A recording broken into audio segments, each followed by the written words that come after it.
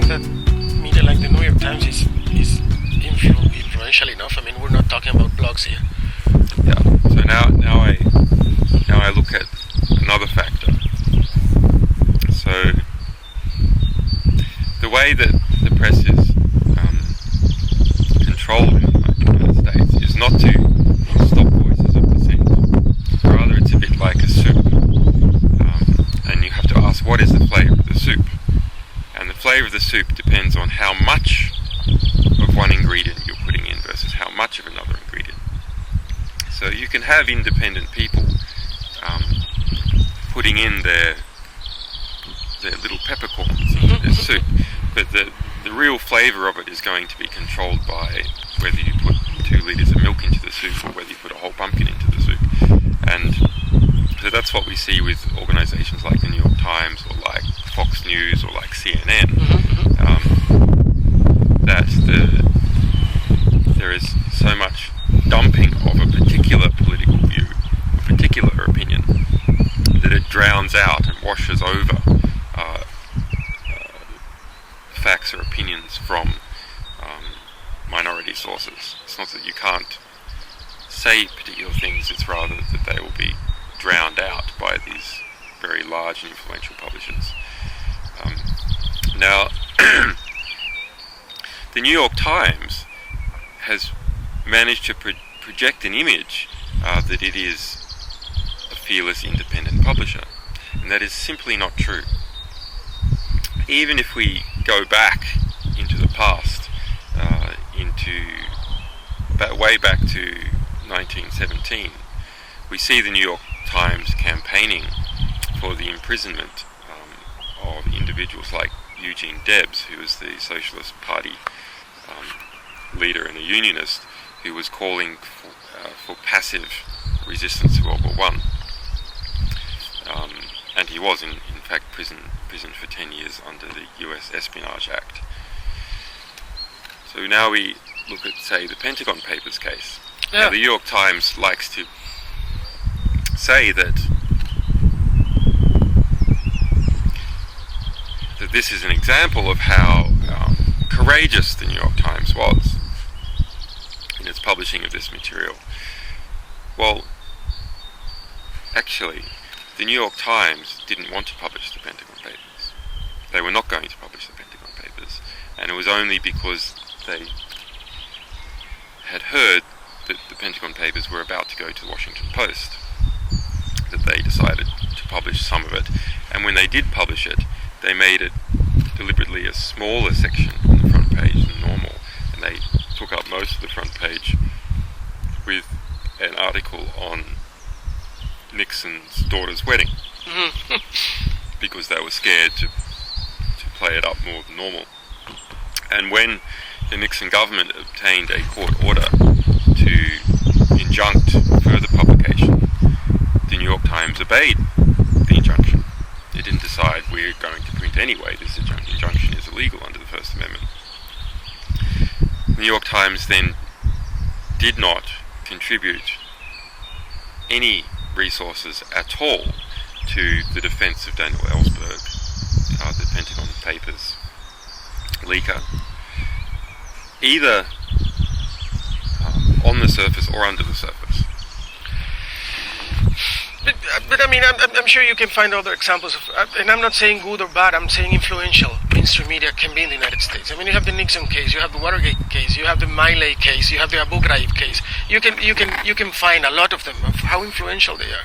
But my point is that you said... But let me tell you about some of these. So for the My Lai massacre, I had dinner with Sy Hersh 2 years ago, and he told me about the story about how he tried to get the My Lai massacre published.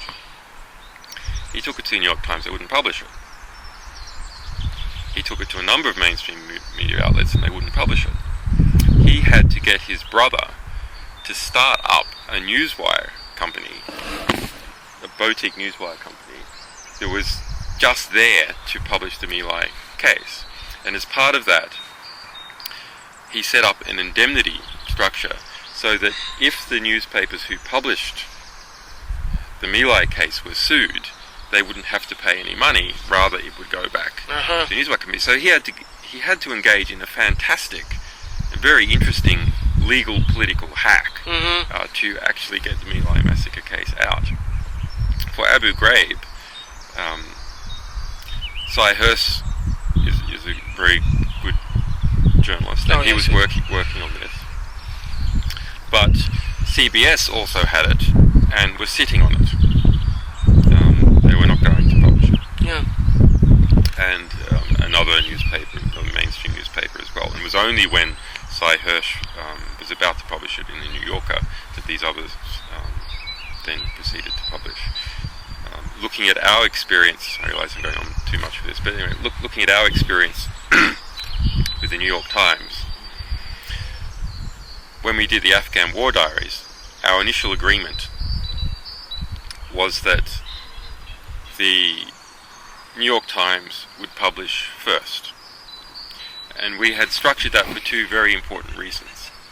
Number one, if the source was alleged to have been a US government employee, this would maximize their protection when a legal case came, because they could claim that it was very clear that they had been leaking this material to the US press, not to foreign organizations.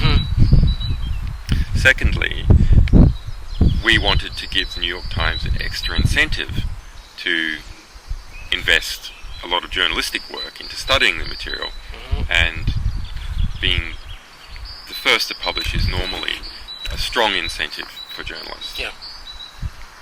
1 week before publication, the New York Times insisted that it not go first, and in fact asked that we go first, that WikiLeaks go first.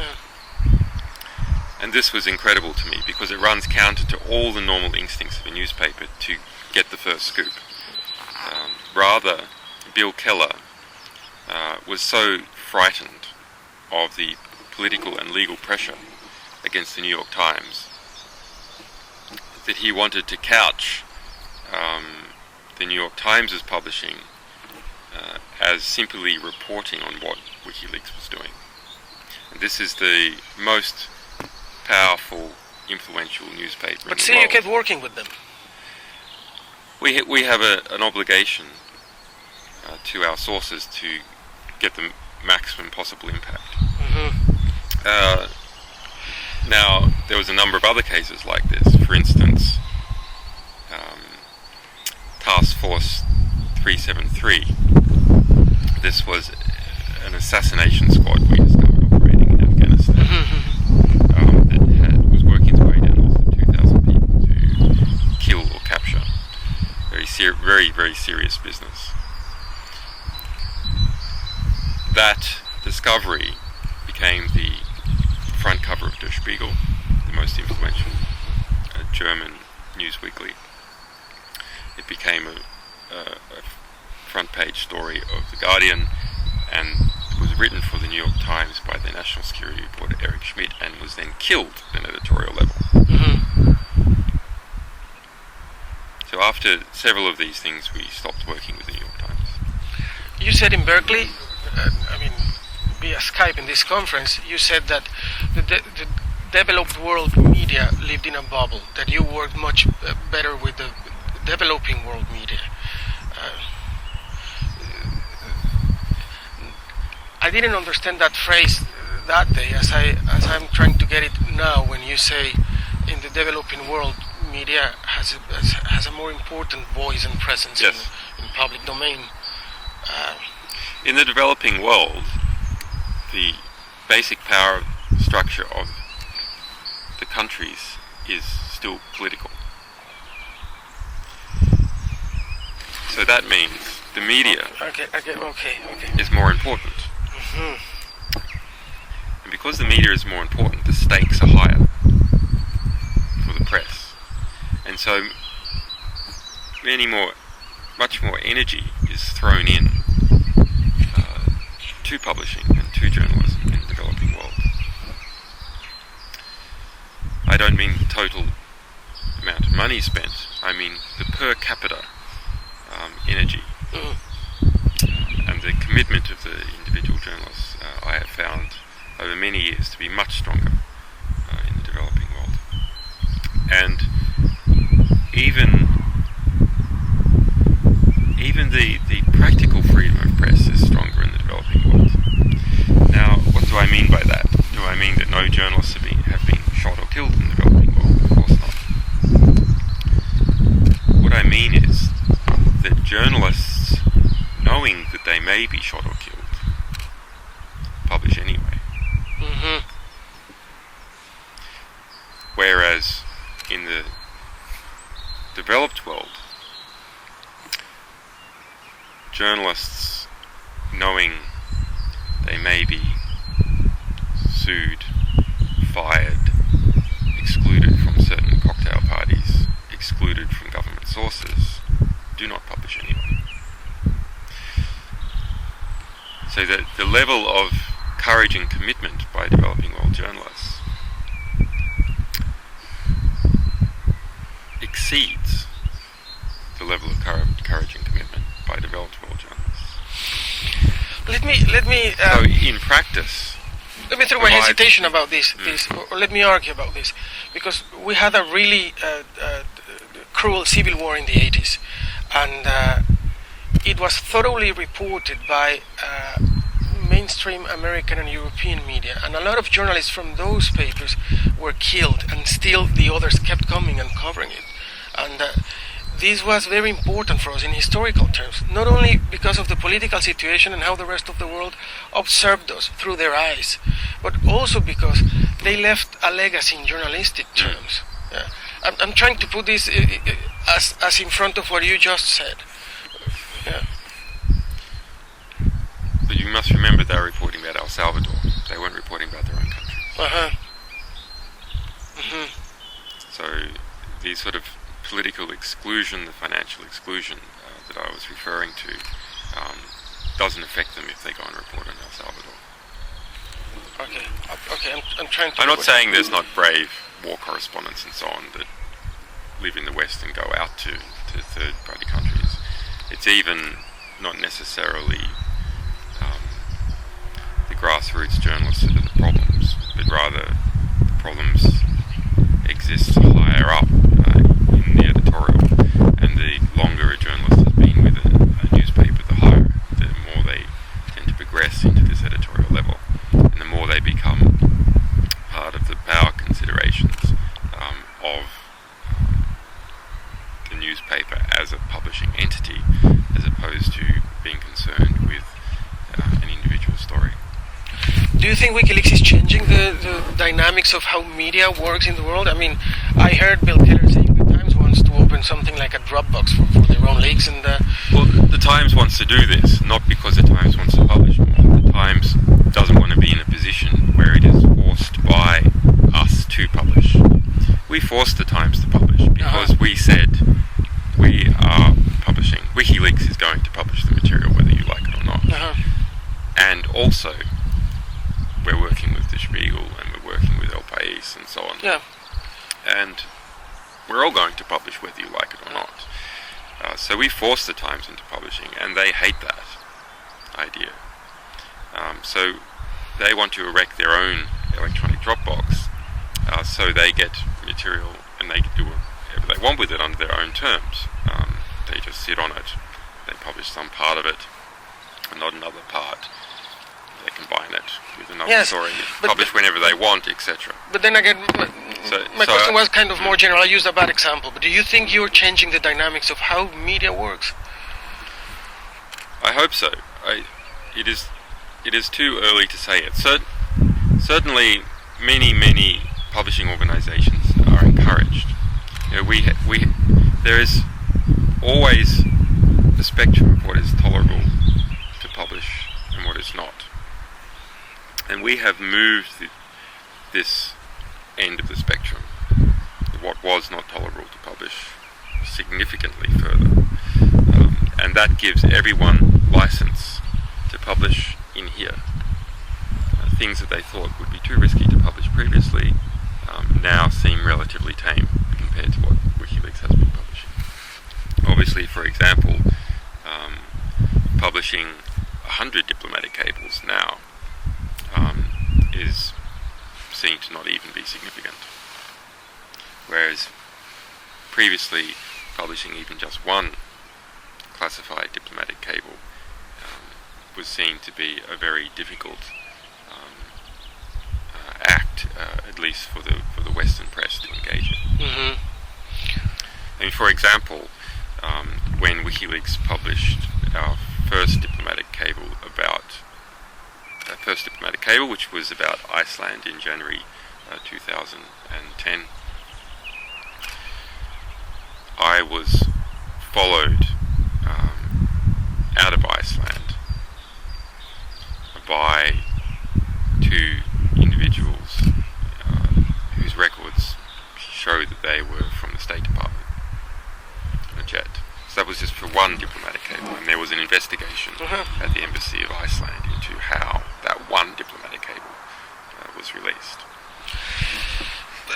Julian, before going, because I want to ask you about yourself, but before that, just closing with media, and let me provoke you. People from The Guardian and the New York Times would argue that mainstream media has changed WikiLeaks more than what WikiLeaks has changed them. Would you agree with this? No. No? No. Well, let me rephrase that. I am not sure that we have changed the New York Times in any way whatsoever. I think we have, in a general sense, expanded the publishing spectrum. We've expanded what is perceived to be tolerable to publish. We have pushed for the rights to publish in a very, very strong and assertive way that has made real changes. But the nature of those institutions, in terms of who owns them, what their market is, who their advertisers are, how they more generally collect their information, the pressures that are upon them from government and from big corporations, has not changed. So the intrinsics of these organizations has not changed. WikiLeaks as an organization has brought in a new supply of information, and we have been playing off these organizations against each other in such a way to force them to publish. But otherwise I do not think that we have had an effect on them. Where we have had an effect is on all the smaller organizations. And we've had an important effect on what was a very apolitical class, which is young people who are connected to the internet. Young people who were almost entirely apolitical. They thought politics was a matter for an older generation, have suddenly become very political. That's something that everyone saw very clearly in the Middle East, but it is also occurring in the rest of the developed world and even the Western world. Yes.